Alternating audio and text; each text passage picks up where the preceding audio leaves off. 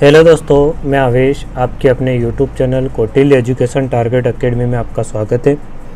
आज हम पढ़ रहे हैं मध्य प्रदेश पुलिस 2017 के अंतर्गत 30 अगस्त 2017 को 9 बजे की शिफ्ट में जो सामान्य ज्ञान के प्रश्न हमसे पूछे गए थे, उन प्रश्नों का यहाँ पर हम सॉल्यूशन देखेंगे। तो पहला प्रश्न है हमारे सामने कि एक विषम ज्ञात कीजिए। तो इनमें से हमें एक विषम बताना है कि इनमें से क्या विषम है। चाय तथा कॉफ़ी, साइकिल तथा स्कूटर, राइफल तथा तलवार, और चौथा ऑप्शन दिया है कमीज तथा दर्जी। तो इनमें से हमें एक अलग बताना है। तो देखो, चाय तथा कॉफ़ी दोनों एक ही हैं पर इनका रूप अलग होता है। साइकिल और स्कूटर दोनों एक ही हैं, दोनों चलने में काम आते हैं, यात्रा करने में। राइफल तथा तलवार दोनों हथियार हैं। कमीज तथा दर्जी, तो कमीज एक और दर्जी बनाने वाला होता है। तो यहाँ पर जो अलग हमें लग रहा है वो अलग है, यहाँ पर ऑप्शन नंबर 4। अगला प्रश्न देखते हैं। टीकमगढ़ में उद्गम हुई एक नदी जिसे पुष्पावती के नाम से जाना जाता है, उस नदी का नाम है पानबती, केन, चंबल और पहुंज।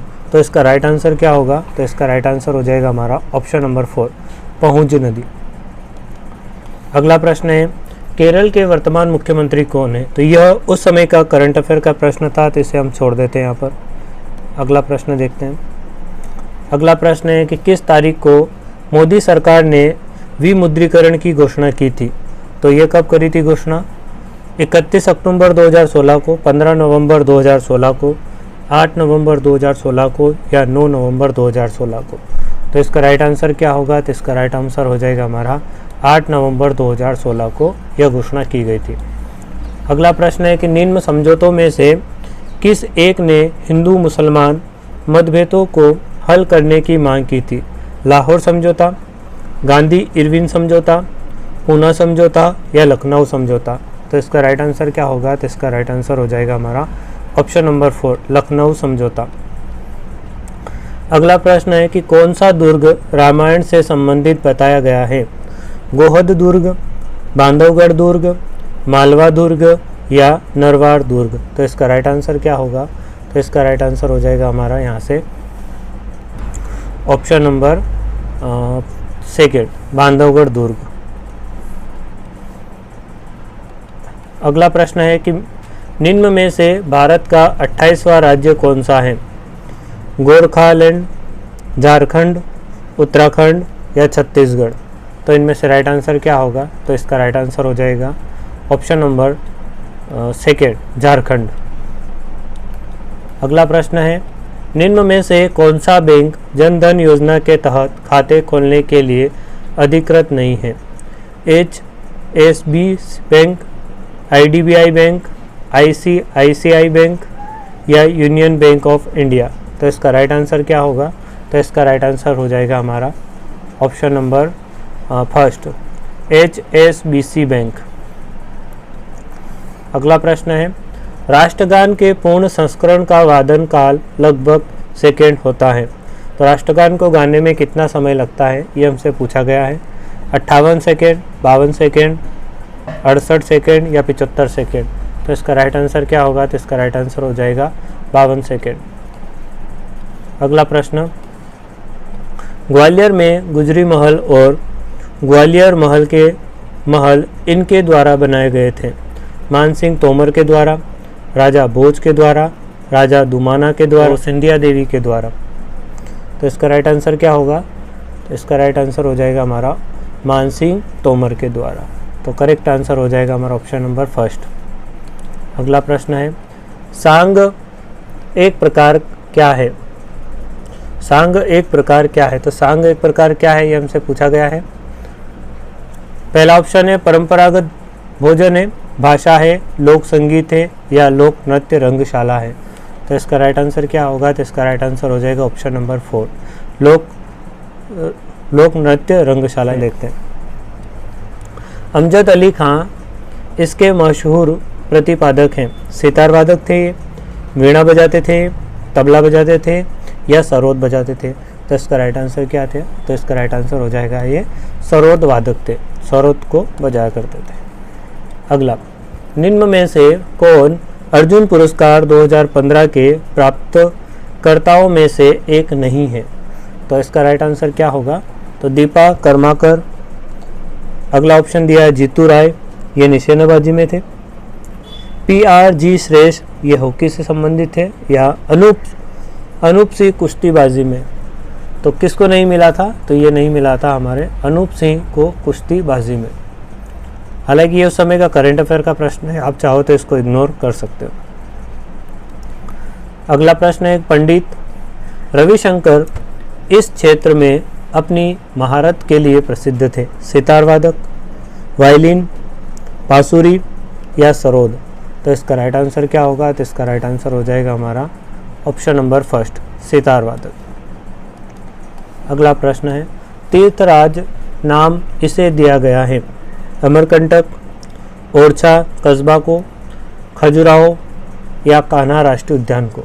तो इसका राइट आंसर क्या होगा? तो इसका राइट आंसर हो जाएगा हमारा ऑप्शन नंबर फर्स्ट, अमरकंटक को। अगला प्रश्न है कि 1984 में भोपाल गैस त्रासदी में रिसने वाली गैस थी। तो कौन सी गैस थी वो? कार्बन मोनोऑक्साइड नहीं, कार्बन डाइऑक्साइड नहीं, मिथाइल क्लोराइड नहीं, मिथाइल आइसोसाइनेट। ये बिल्कुल करेक्ट आंसर ऑप्शन नंबर 4। अगला प्रश्न देखते हैं, देवधर ट्रॉफी किस खेल से संबंधित है?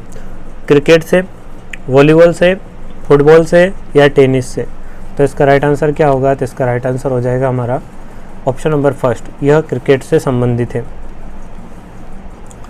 24वां संशोधन इससे संबंधित है। राष्ट्रपति के चुनाव की प्रक्रिया को बताता है, अनुसूचित जातियों और जनजातियों से संबंधित है, मूलभूत अधिकारों से संबंधित है या राज्य के नीति निर्देशक तत्वों से संबंधित है। तो इसका राइट आंसर क्या होगा? तो इसका राइट आंसर हो जाएगा हमारा ऑप्शन नंबर 3, मूलभूत अधिकारों की बात करता है। अगला प्रश्न है कि गोपाल कृष्ण गोखले ने इसकी स्थापना की। बॉम्बे प्रेसिडेंसी एसोसिएशन की, भारतीय समाज के सेवक की, पूना सार्वजनिक सभा की या लैंड होल्डर्स सोसाइटी की। तो इसका राइट आंसर क्या होगा? तो इसका राइट आंसर हो जाएगा हमारा ऑप्शन नंबर 2, भारतीय समाज के सेवक की। अगला प्रश्न है, मूलभूत अधिकारों को भारत के संविधान के किस भाग में शामिल किया गया है? तो यह भाग 3 में वर्णित है, यह हमें याद रखना है, इम्पोर्टेंट है ये। तो यहाँ पर हो जाएगा ऑप्शन नंबर 1। अगला प्रश्न, भारत राज्य वन रिपोर्ट 2015 के अनुसार देश के किस राज्य में सबसे अधिक वन आच्छादन है?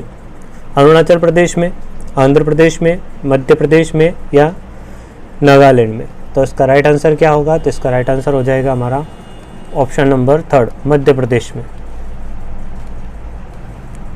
अगला प्रश्न है कि एक ऐसा प्रतिबिंब जिसे पर्दे पर प्राप्त नहीं किया जा सकता है वह कहलाता है? ऊर्ध्वशीर्षी प्रतिबिंब, आभासी प्रतिबिंब, वास्तविक प्रतिबिंब या अधोशीर्षी प्रतिबिंब। तो इसका राइट आंसर क्या होगा?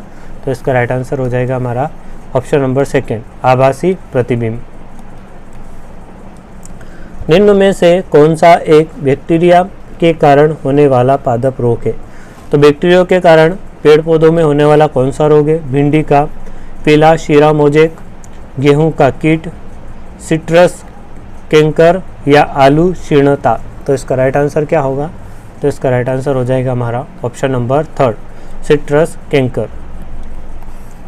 अगला प्रश्न है कि तेल तथा वसा की विकृत गधिता से के उपयोग द्वारा बचा जा सकता है? प्रति ऑक्सीकारक, प्रतिजैविक, प्रतिजैविक कोई एंटीबायोटिक कहते हैं, रंग कारक और परिरक्षक। तो इसका राइट आंसर क्या होगा? तो इसका राइट आंसर हो जाएगा हमारा एंटीऑक्सीडेंट। तो पहला ऑप्शन इसका करेक्ट है, प्रति ऑक्सीकरण या एंटीऑक्सीडेंट। अगला प्रश्न है, रोग का निदान कैसे किया जाता है? रोग के चिन्ह लक्षणों का आधार निर्धारित करेंगे। रोग के चिन्ह और लक्षण रोग का संकेत कर सकते हैं। शरीर प्रणाली बिगाड़ जाएगी। तो इसका राइट आंसर क्या होगा? तो इसका राइट आंसर हो जाएगा हमारा यहाँ से ऑप्शन नंबर 1, रोग के चिन्ह लक्षणों का आधार निर्धारित करेंगे। अगला प्रश्न है, निम्न में से क्या जीव समुदाय का अवयव नहीं है? अपघटक, उपभोक्ता, मृदा या प्रक्रिया? तो इसका राइट आंसर क्या होगा? तो इसका राइट आंसर हो जाएगा मृदा। अगला है, किंगफिशर प्राणी प्लवक मछली एवं पादप प्लवक से बनी जलीय खाद्य श्रृंखला में कौन से एक जीव में हानिकारक रासायनिक DDT की अधिकतम सांद्रता होने की संभावना होगी? प्राणी अल्पवक, पादप प्लवक, किंग फिशर या मछली? तो इसका राइट आंसर क्या होगा? तो इसका राइट आंसर हो जाएगा हमारे यहाँ से ऑप्शन नंबर 3, किंग फिशर। पृथ्वी पर जल की कुल मात्रा को इसके द्वारा बनाए रखा जाता है? वर्षा के द्वारा, संघनन के द्वारा, वाष्पन के द्वारा या जल चक्र के द्वारा? तो इसका राइट आंसर क्या होगा? तो इसका राइट आंसर हो जाएगा हमारा ऑप्शन नंबर 4, जल चक्र के द्वारा। अगला है, हरित उत्तक क्या है? यह श्लेषोत्तक युक्त हरित लवक है, यह मृदुतक युक्त वायु है, यह मृदुतक युक्त हरित लवक है, यह दृढ़ोत्तक युक्त हरित लवक है? तो इसका राइट आंसर क्या होगा? तो इसका राइट आंसर हो जाएगा हमारा यह दृढ़ोत्तक युक्त हरित लवक है। अगला प्रश्न, पुंग युग्मक या शुक्राणु इसमें निर्मित होते हैं? अंडाशय में, शीशन में, वृषण में या शुक्र वाहिनी में? तो इसका राइट आंसर क्या होगा? तो इसका राइट आंसर हो जाएगा हमारा ऑप्शन नंबर 3, वृषण में। अगला है कि इनमें से कौन खाद्य श्रृंखला को निरूपित करता है? कौन किस पर डिपेंड करता है या कौन किसको खाता है? तो देखते हैं यहाँ पर क्या सही हो सकता है। तो मेंढक, घास, मेंढक। तो घास से स्टार्ट करते हैं। घास को कौन खाता है? तो घास को यहाँ पर कह सकते हैं कि कीड़े खाते हैं, ठीक है। और कीड़े को कौन खाता है? मेंढक खाता है। मेंढक को सांप और सांप को गरुड़। तो इसका राइट आंसर क्या दिखता है हमें? तो यहाँ से दिख रहा है ऑप्शन नंबर 2 करेक्ट है। अगला प्रश्न है, विद्युत ऊर्जा को यांत्रिक ऊर्जा में रूपांतरित करने वाली एक डिवाइस निम्न होती है? विद्युत जनरेटर, विद्युत ट्रांसफार्मर, अगला है विद्युत चालक। राइट आंसर क्या होगा? तो इसका राइट आंसर हमें यहाँ पर मिल जाएगा विद्युत मोटर करती है।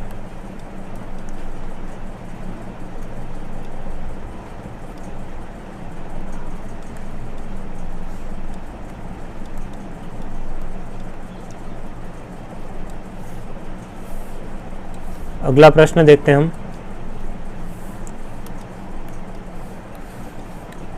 अगला प्रश्न है कि वह विकार जिसके कारण व्यक्ति दूर की वस्तुओं को स्पष्ट रूप से देखने में असमर्थ होता है कहलाता है? तो इसे हम क्या कहते हैं? दूर दृष्टि दोष नहीं, कार्निया नहीं, निकट दृष्टि दोष। तो ये करेक्ट आंसर हो जाएगा, इसका ऑप्शन नंबर हो जाएगा यहाँ पर 3 सही आंसर। अगला प्रश्न है, किस फाइलम में उत्तक शरीर धारक रोम रहित पशु होते हैं? पहला ऑप्शन है मोलस्का, दूसरा ऑप्शन है पोरीफेरा, तीसरा ऑप्शन है सिंड्रेरियन और चौथा ऑप्शन है एकाइनोडर्माटा। तो इसका राइट आंसर क्या होगा? तो इसका राइट आंसर हो जाएगा हमारा पोरीफेरा, ऑप्शन नंबर 2। नारियल का छिलका उत्तकों से बना होता है? श्लेष्मोत्तक से, जाइलम तथा फ्लोएम से, इसके रीढ़ से या दृढ़ोत्तक से? तो इसका राइट आंसर क्या होगा? तो इसका राइट आंसर हो जाएगा हमारा दृढ़ोत्तक से, ऑप्शन नंबर हो जाएगा यहाँ से हमारा 4th करेक्ट आंसर। अगला प्रश्न है कि वाहनों में ट्रेडेड टायर होते हैं ताकि घर्षण कम हो, गति कम हो, गति अधिक हो या घर्षण बढ़े? तो इसका राइट आंसर क्या होगा? तो इसका राइट आंसर हो जाएगा हमारा घर्षण बढ़े, ऑप्शन नंबर हो जाएगा यहाँ से 4th करेक्ट आंसर। इसी प्रश्न के साथ आज के वीडियो को हम यहीं पे विराम देते हैं। वीडियो आपको पसंद आया तो वीडियो को लाइक करें और चैनल को सब्सक्राइब जरूर करें। वीडियो को देखने के लिए थैंक्स।